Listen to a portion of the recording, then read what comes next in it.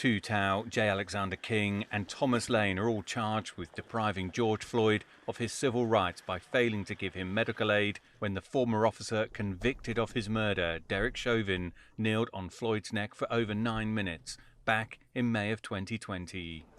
Floyd's girlfriend at the time, Courtney Ross, is convinced all the officers carry blame for his death.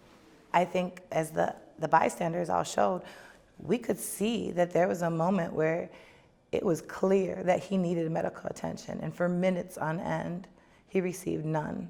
In fact, he still received the same treatment that he was receiving when they had him on the ground from the beginning. So I can't see how they could argue that they helped him, because they didn't. This trial has been an emotional roller coaster for friends and family of George Floyd.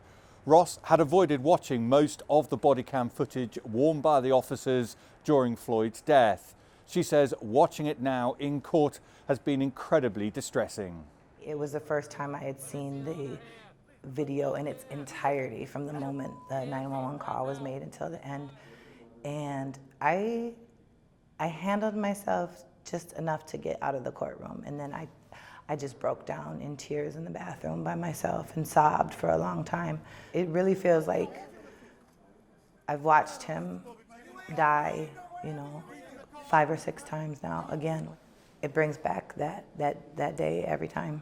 What do we want? Justice!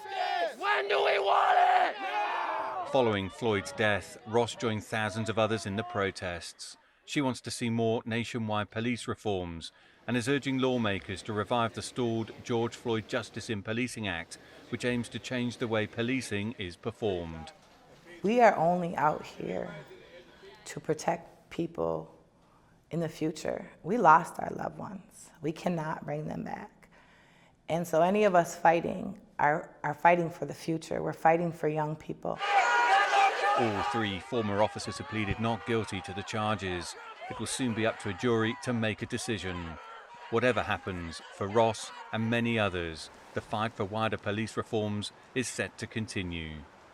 Dan Williams, CGTN, St. Paul, Minnesota.